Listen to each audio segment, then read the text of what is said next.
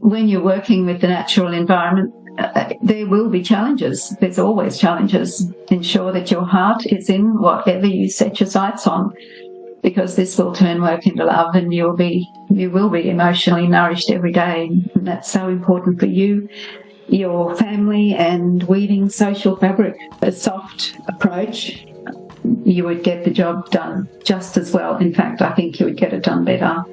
Take that love approach.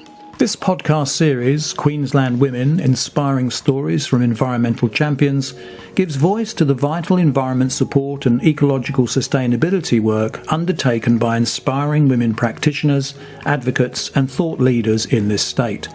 We hope that it offers our audience, and particularly women listeners, energising ideas and encouraging role models which can help motivate them as they develop their own contributions toward building a genuinely sustainable future in this place.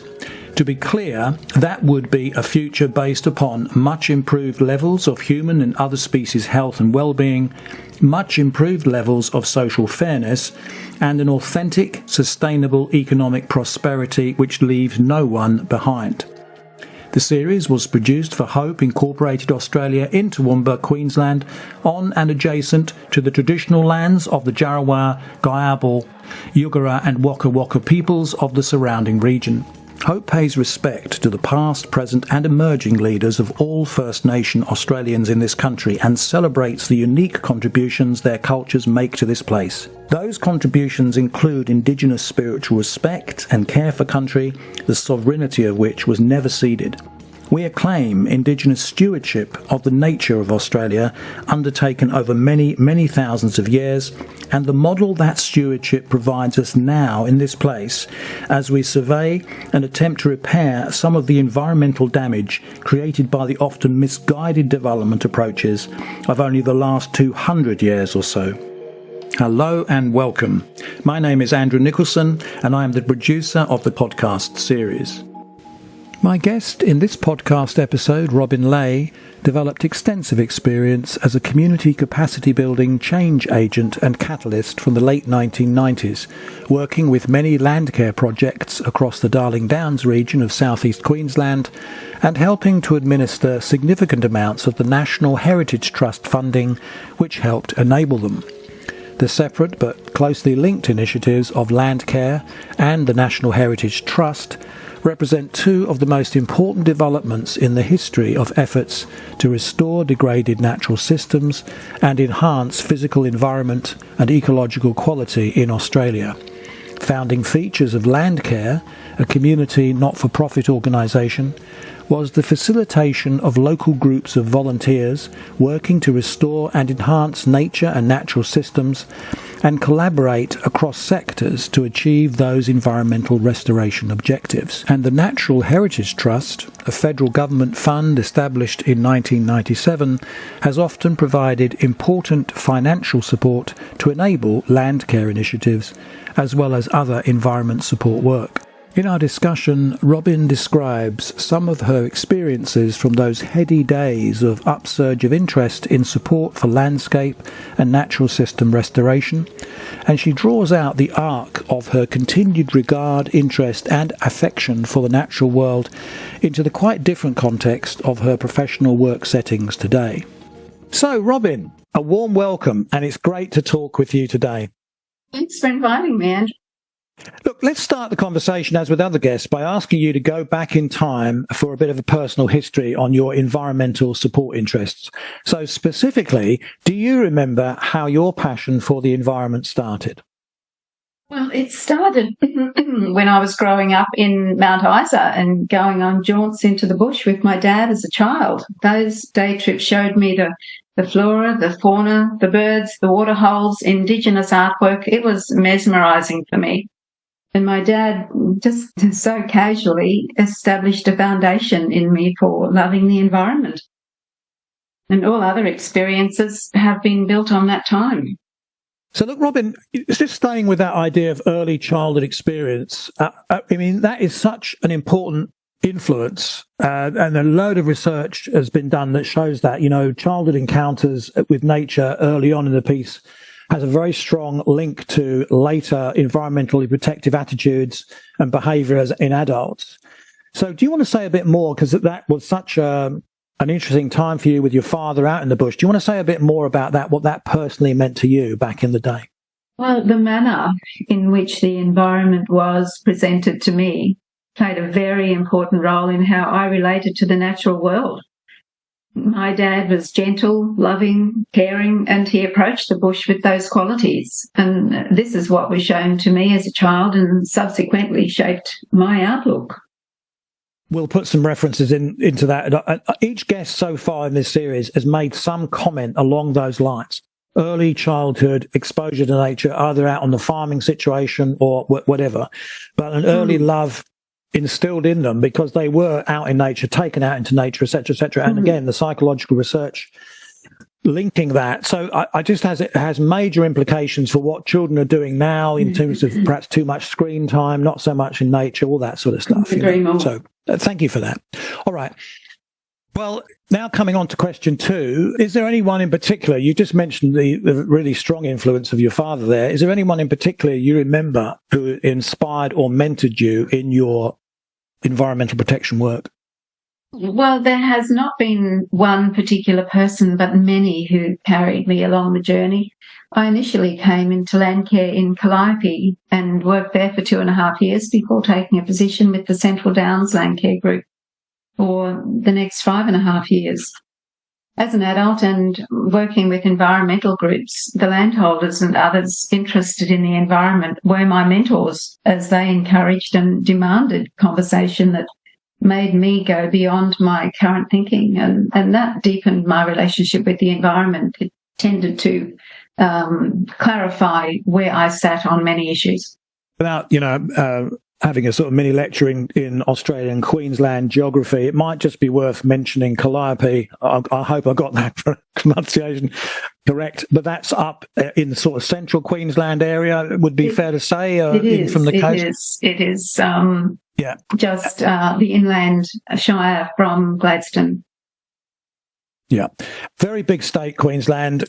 We're going to talk in a minute about your later work down at the other end of the state, in the southeast corner on the Darling Downs region, very famous agricultural sector. But just, I suppose, to sort of try and set the geographical scene for listeners not familiar perhaps with the geography of Queensland as such. Let's now move on to, as time's gone on, because this is a story arc of your involvement with environmental protection, your affection for the environment. As you came into doing direct hands-on work, just give us some idea how you did get involved with that. You've already started to mention that, perhaps how you initially came in as a volunteer in Calliope and the Landcare movement. Just expand the picture, flesh out the picture. How did you get involved?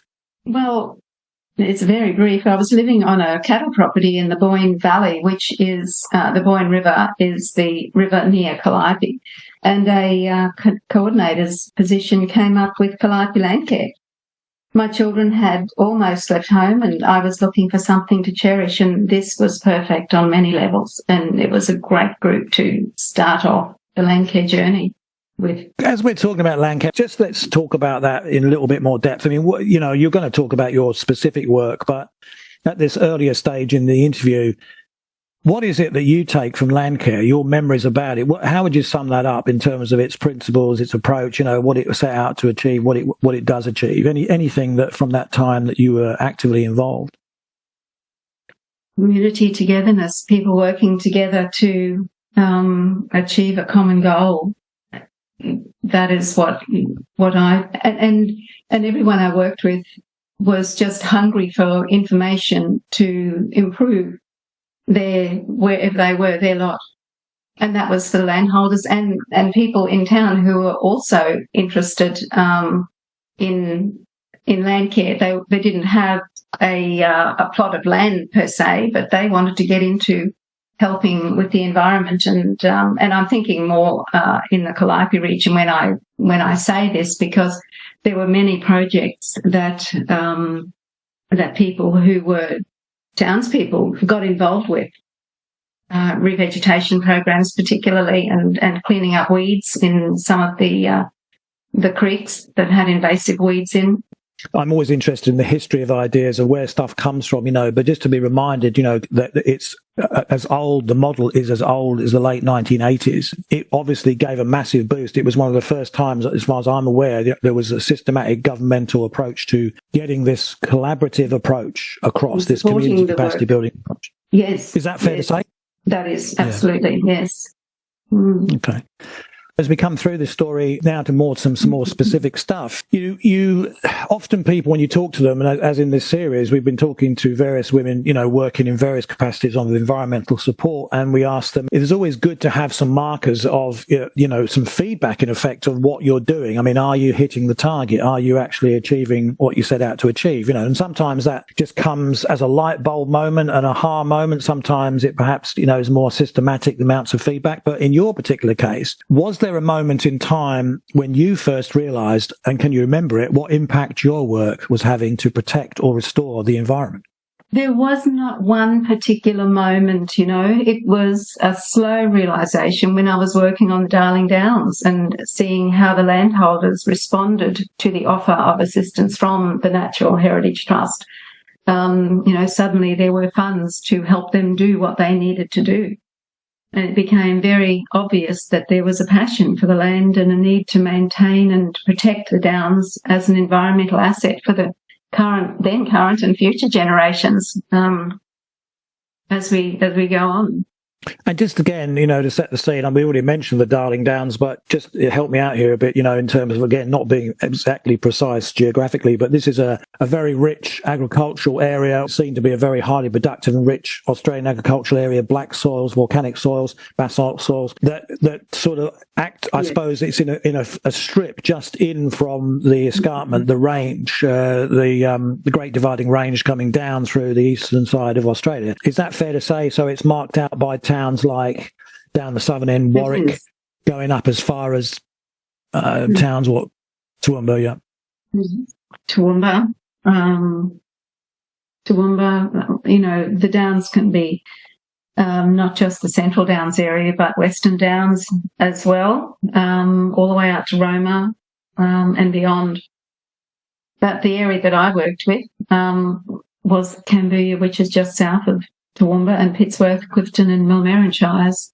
And for those who are interested, people can look up those towns. We'll give another call out to some of those towns, perhaps put them into the resource notes, thinking about it if you really want to focus on where those towns, little towns, are. And so let's consider, you've just, given us the intro. That was it. The segue is the term everyone uses these days. You've given us the sort of lead into this next question. The actual practical work you did in Landcare with National Heritage Trust funding in those small towns, you were highly active and across some quite substantial amounts of funding, working with these communities, as you said before, that idea of Landcare facilitating communities. Can you tell us a bit more about that, the practical work on the ground, the scale of the funding at the time, which was, we're talking about the late 1990s, if I understand it correctly? I believe it started in the late 1990s and went through at least till 2000 and beyond 2005. That I know of. Okay. I lost touch there, but... Yeah, sorry. So give us some rough idea, of what you were doing in that very formative period when you were working in Landcare with those groups. Give us some, perhaps, idea of how your day was spent or your weeks or months were spent. Well, I'm relying on memory, and this is for the Central Downs area only, but I think that over the 5.5 years, we managed to get 32 projects on the ground, with roughly 8 million being put into the works. And that is a mix of 3 million from Natural Heritage Trust funds and 5 million from landholder input. So the commitment from the landholders was significant. It was excellent. And the greatest satisfaction here was witnessing the inspiration and harmony that came from facilitating individuals and groups to work together to achieve benefits across their subcatchments. And I think everyone grew out of these experiences. And is it fair to say, again, as a layperson with very little knowledge about Landcare on the ground, but that money does grease the wheels of a lot of good projects. The communities themselves were also putting in funding. That they were putting.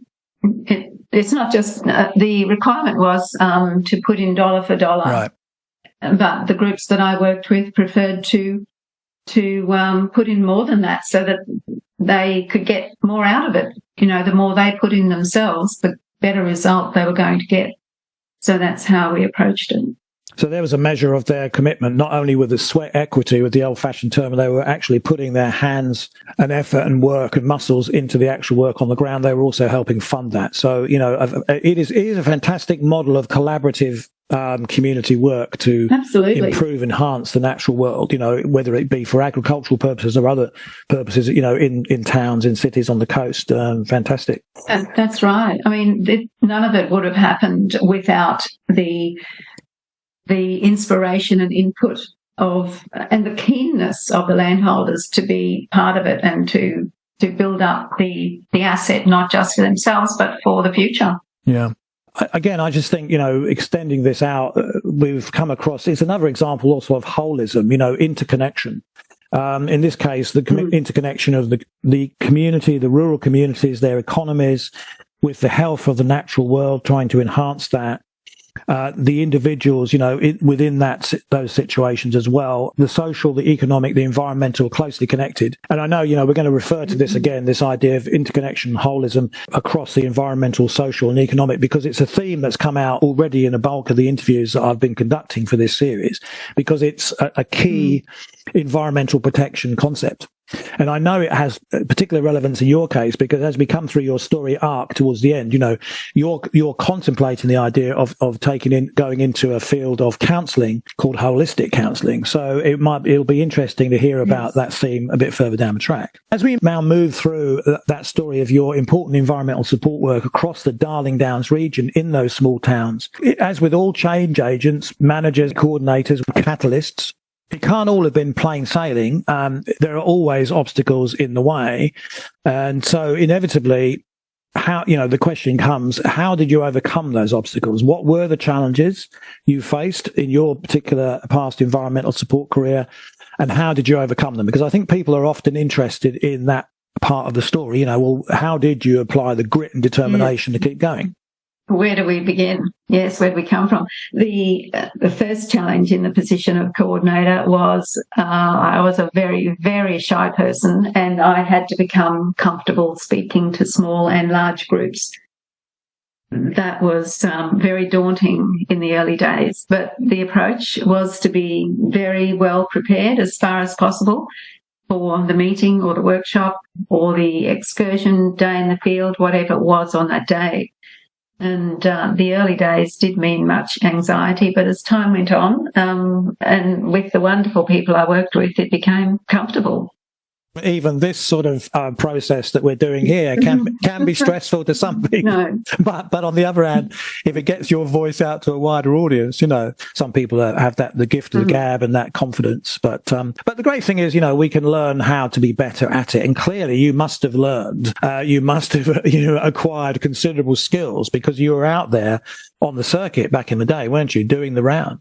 Yes, I was. I would have to say that I think the landholders and the people that came to the Landcare groups were very kind and supportive. Yes.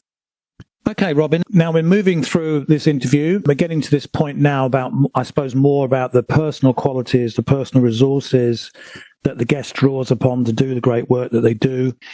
That idea of the use of yourself as a personal resource, your combination of skills, personality, demeanour, your presentation, all of use in pursuing your goals, and also what you draw from your work, what sustains those resources and qualities, what allows you to keep doing what you do. I think people are often very interested in the personal story of, well, frankly, anyone, but certainly change agents, catalysts. Okay, well, what's the formula? What do they do? How do they do it?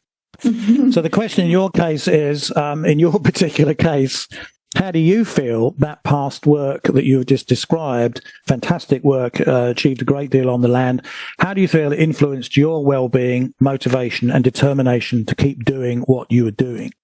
Andrew, I have no doubt that my work with Landcare has been the most rewarding of my life to date. The goodness and happiness that comes to everyone from doing this work cannot be understated.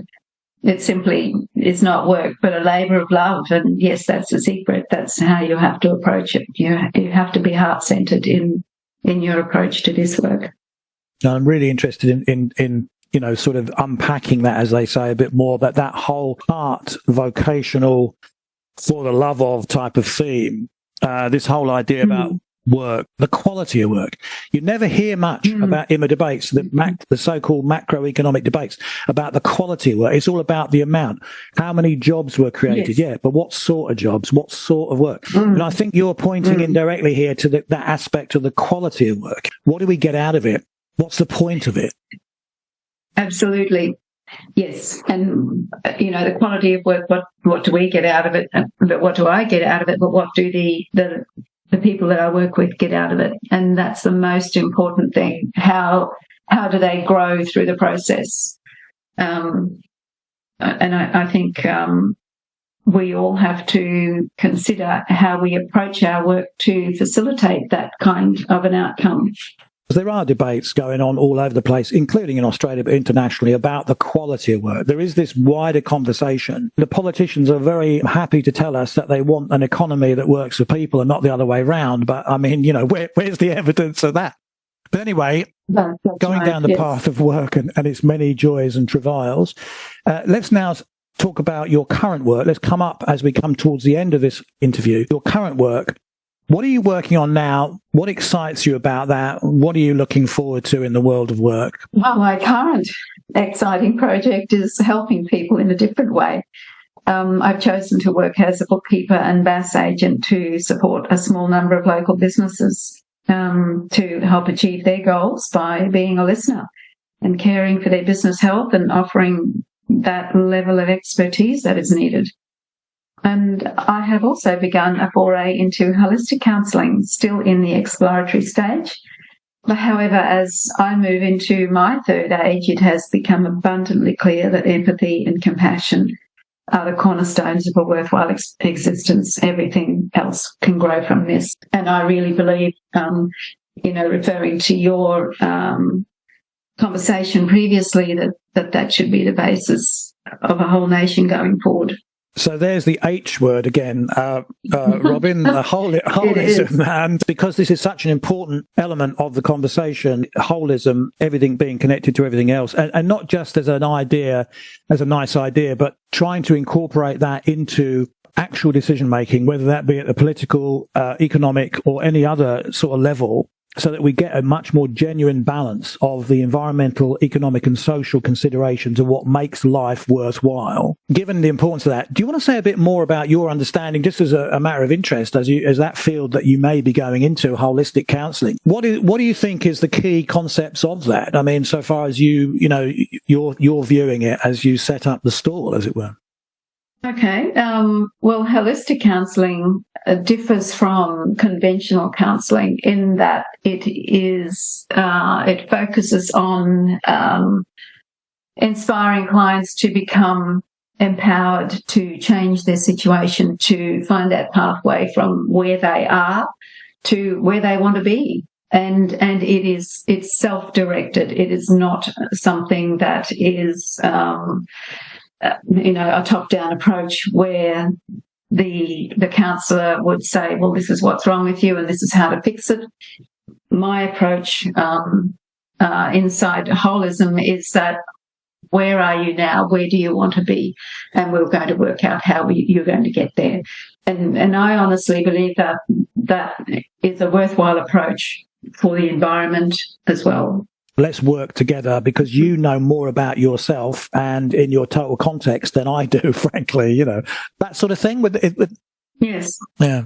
Yes, totally. I don't want to minimise the importance of clinical assistance, because in crisis situations, that is the first port of call for anyone wanting to make a change. But holistic counselling as a support and ongoing pathway for them is really important. Again, I just riffing off your ideas, the so-called love ethic. I mean, a number of guests I interviewed for other podcast series who are social workers or counsellors starting to talk about this idea of a love ethic, a framework which puts some of this stuff together. But it's essentially at base about bringing compassion, care, respect to relationships. And again, be they, social relationships, be they environmental relationships, be they, frankly, economic relationships. This is a stereotype. I'd be interested to hear your comment about this. It's said that women are particularly good at that. I mean, I'm going to stay neutral here. Do you think that's true, or are those qualities equally distributed? Are they available to both men and women, or what's your sense of that? I believe they're available to both men and women, but the social conditioning for men to be the hunter-gatherer and the woman to be the nurturer at home tends to preclude the abundance of that love ethic from men. They tend to think they need to be that hard, blind person, take that kind of approach to get the job done. Where in actual fact, if you employed the soft approach, you would get the job done just as well. In fact, I think you would get it done better. Take that love approach. And I think, that summary there has been well attested to in this podcast series so far, because I've been hearing about those what we might term the soft skills. My guests appears to be the case. They have used those soft skills, and they are using them to very great effect in achieving environmental protection change, be that compassion, caring, collaborative approaches. It seems to be a very good fit for women's approach to that type of work, problem solving, decision making. So just to round this little segment off, I just hope personally that holism, just continues to make advances as an idea, as an organizing concept in society, whether that be in the helping professions, whether that be in the regenerative agriculture space, and whether that be in any other area of society. We need more joined up, integrated decision making across the board. So, all great progress. Yes. And congratulations that new field that you're about to enter into or may enter into, Robyn. Thank you. Now, as we come up to the very end of this interview, Robyn, you, as with each guest, I asked them, however they want to run it, give us a short summary or a brief comment that sort of sums up in some shape or form, as far as they're concerned, what they've been talking about today, so that the actual audience can take that away. And the second thing, a part of that is, do you have any specific advice, particularly for women? I mean, this is a generic audience, no doubt, listening to this, but it was, couched in terms of and funded to empower women's voices, particularly. So specifically for women, do you have any advice to women listeners, particularly about how they might approach stepping up into some sort of environmental protection role, natural system restoration, regeneration, wildlife conservation, whatever it might be? Do you have any advice to that? So, firstly, bring respect and consideration into all of your dealings with the environment, because it is essentially the people that you're dealing with as a coordinator or facilitator. Obviously, nature is the biggest player, but then man and womankind seek to exist within that framework provided. And when you're working with the natural environment, there will be challenges. There's always challenges. Ensure that your heart is in whatever you set your sights on, because this will turn work into love, and you will be emotionally nourished every day. And that's so important for you, your family, and weaving social fabric. Can't emphasise that enough. Fantastic way to round off this discussion and interview, Robyn. Some nice uplifting messages there at the end of the interview. Robyn, this is now the end of this great interview. It has been a real pleasure to talk with you today. I'm sure you've given our audience some great ideas which can help inform their own thinking about their possible next steps toward building a genuine, ecologically sustainable, and by the sound of it, compassionate, caring and collaborative future in this place. And for instance, through starting their own conversations on the environmental topics and environmental processes we've mentioned with their friends, families, colleagues, within employing organisations or in their professional associations. But for now, Robyn, on behalf of my podcast support organisation, Householders Options to Protect the Environment, it just remains for me to thank you so warmly for our conversation today. Thank you for the opportunity to share, Andrew. You've been listening to a podcast episode in the series Queensland Women, Inspiring Stories from Environmental Champions. The series was produced for Householders Options to Protect the Environment Incorporated as part of the Queensland Women's Week 2023 event, and it aligns with the objectives of the Queensland Women's Strategy 2022 to 2027. Hope thanks the Queensland Department of Justice and Attorney General's Office for Women and Violence Prevention for the generous funding support which made this podcast project possible. Please consult the episode text notes for possible follow-up material on topics discussed and any relevant contact details should you wish to respond to anything you've heard. And if you enjoyed this episode, please consider promoting it across your networks and giving it a positive rating in your preferred podcast app. My name is Andrew Nicholson, producer of the series, and thank you for listening.